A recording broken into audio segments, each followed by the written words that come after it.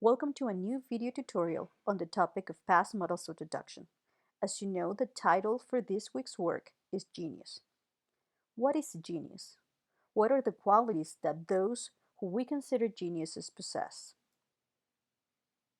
What do you think when you read the word deduction? I immediately think of Sherlock Holmes. And this is my favorite adaptation, Sherlock by the BBC. Have you watched it? I know at least one of you has. We're going to use it to learn about past models of deduction. In this modern adaptation, Sherlock has a blog called The Science of Deduction. You can actually go to it if you click on the link below, thescienceofdeduction.co.uk. There, Sherlock explains, "This is what I do. I observe everything. From what I observe, I deduce everything. When I've eliminated the impossible, whatever remains, no matter how mad it might seem, must be the truth. If you need assistance, contact me and we'll discuss its potential." I've highlighted when I've eliminated the impossible, whatever remains, no matter how mad it might seem, must be the truth, because that's exactly what deducing is. To deduce is to arrive at a fact or conclusion by reasoning. It is to draw as a logical conclusion. As you see, what it is finding a solution using your logic and your reasoning to make an assumption that is informed by evidence. We use models of deduction to explain something through how sure we are of it. These are the models of deduction we use with the past tense: must, might, may, could, can't, or couldn't. Let's look at the degrees of certainty. Now, when you're certain of something in the positive, you use must. Must shows high probability due to obvious reason or evidence. The opposite of it is to be certain but in a negative form, which demonstrates impossibility, as with can't and couldn't. Now, in the middle, where there's possibility but there's no certainty, you use might, may, and could. All of those are models of deduction. If you just use them followed by a verb, you have the models of deduction in the present tense. But what we're covering in this week is past models of deduction. To form the past models of deduction form, you have to use these models plus the auxiliary have plus a past participle. When you're 99% sure of something, in the negative form, you use couldn't have been or can't have been. Couldn't and can't are almost the same. The only difference is that you use can't when the event is more recent. Also, couldn't is more common than can't. When you use them in the written form, it's more normal to use couldn't. When you're 95% sure of something in the positive way, you use must. Now, it's very important to say that must is never used in the negative form for a past model of deduction. If you want to use them in the negative form, you use couldn't or can't. Now, for those things that you are just a little bit certain of, that is, there's a degree of possibility but no certainty, let's say a 50%, you can use may have been, could have been, or might have been. You can interchange those. Let's look at present deductions. Look at this image. What can you deduce? I can see tissues, some boxes of medicine, and a guy that looks exhausted. He seems to be sleeping. I can say he must be sick. It's very clear. I can say he might have the flu, he may have the flu, or he could have the flu.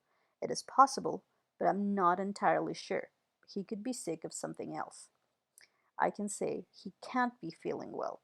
It is very clear that it is not possible that he is feeling well. Those are present deductions, but now we're talking about past deductions. So if I look at the same image, but I try to make deductions about things that happened in the past, I can deduce that he must have gotten sick. Okay, seems to be sick in the present, but the deduction in the past is when he got sick. He must have gotten sick. That is very clear. I can also say he might have caught the flu, he may have caught the flu, or he could have caught the flu. Okay, again, those are only used with might, may, or could because there's a degree of possibility. We're not entirely sure what's the illness that he has. And I can also say he can't have gone to work.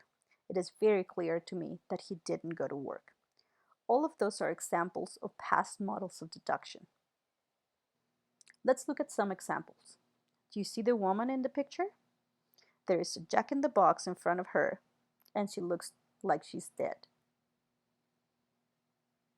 She couldn't have survived the shock. I'm very sure about that. She must have had a heart attack. The evidence I have of these is that she's holding on to the left side of her chest where the heart is. And she may have suffered from a heart condition. That is an assumption with a degree of possibility, but I cannot tell for sure. Now let's look at past models of deduction combined with conditionals. You have already studied the three different conditionals.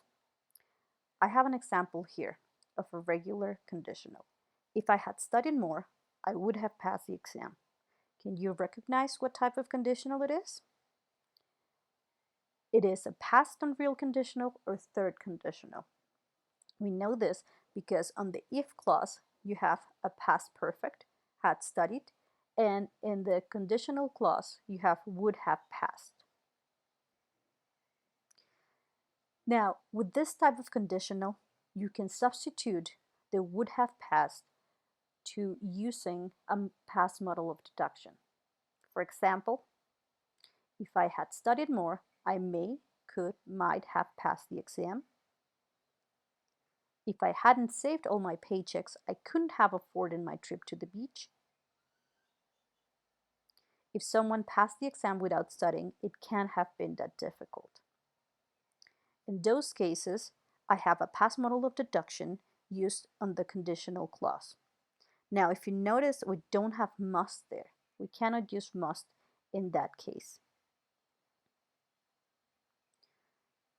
So you know that you can substitute the clause with would have for may, could, might, can't, or couldn't. Now it's your turn. Look at the image of the man doing the dishes with what appears to be a cat. Write sentences starting with he can't have, he must have, he may have, he might have, and he could have. Remember to follow it by a past participle in the rest of the sentence.